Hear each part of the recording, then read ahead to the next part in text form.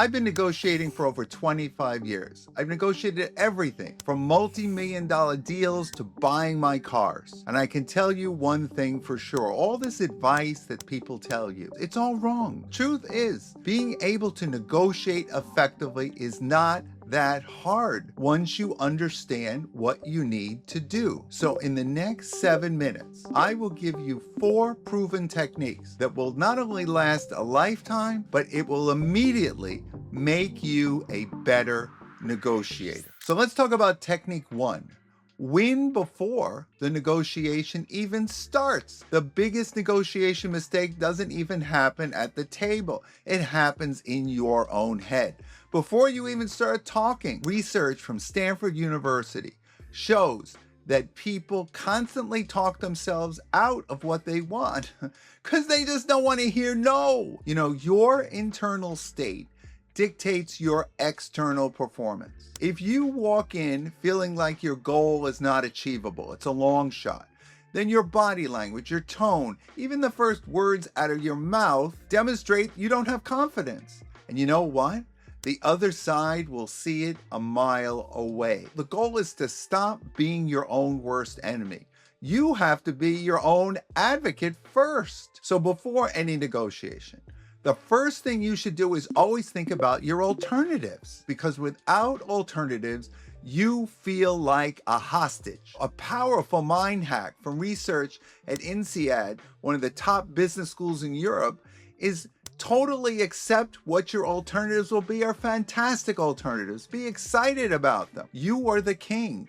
So go in there like the king. Let's get to technique 2. The first offer myth and the power of the anchor. Once you stop negotiating against yourself and you now believe in this, the next step is you want to take control of the negotiation starting point. And that means ignoring a very common piece of bad advice. You have heard about anchoring and the myth that says, don't let them set the price first, you set the price. And research does show that whoever sets the price first, the other person has to negotiate from that. But here's the catch. If you set your price too low, a lot of vendors today, they may just say, oh, it's too low, I don't want to do business with you. And then you end up on their anchor, which is way high. And if you set too high a price, you end up paying more than they would have charged you. So how do you find the best deal for you? I once sold a domain name to a billionaire. His offer came in low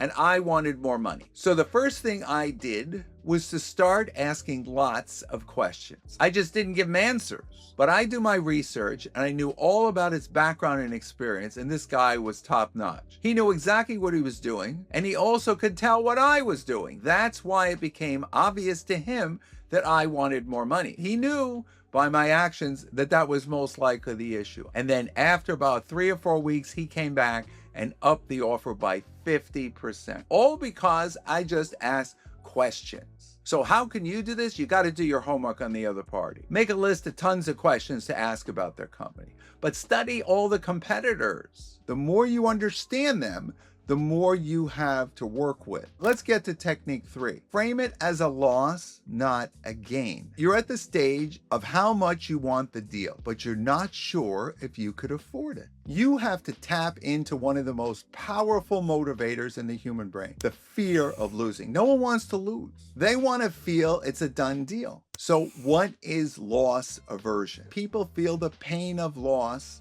about twice as powerfully as the pleasure of a gain. So you mean losing $100 feels much worse than gaining $100? Yes, no one wants to lose anything. They had it. How could they lose it? Therefore, you should always want to frame your proposals and concessions around what the other party will lose if they don't accept your term, because it shifts their perspective from what can I win to what am I about to lose. Because this triggers a sense of urgency and they're feeling like, I don't want to lose this. Let's just get this done. To get this working, you got to emphasize your immediate need. You know, if I can't do a deal with you, I'm going to have to go out and find someone else. I just want to get a great company and move forward. Can you work with me on this? I just want to wrap it up. Your urgency, lack of patience, you want to close it up. It feels they can touch it. They want it. They can smell the deal. All they need to do is to say yes to what you want. Otherwise, they're leaving empty-handed. It's really important to make them feel like they're losing. So let's get to the last technique, technique 4, making your concessions count. Negotiations aren't just about strong offers. You have to give things up, right? This final technique is about how to make concessions in a way that gets you the most in return. So the first rule is never accept the first offer, even if it's what you wanted, because as one Stanford professor says, it makes them crazy. They think it's a done deal, and immediately if you accept it, they feel like, oh, they could have got a better deal. So you want them to work for it a little bit. But the second rule, take the lead on concession. Don't just give them. Don't wait for them to ask you. Ask them first and improve the deal substantially and control what you pay for it in concessions. And what is this? This is where you set the price for your concessions.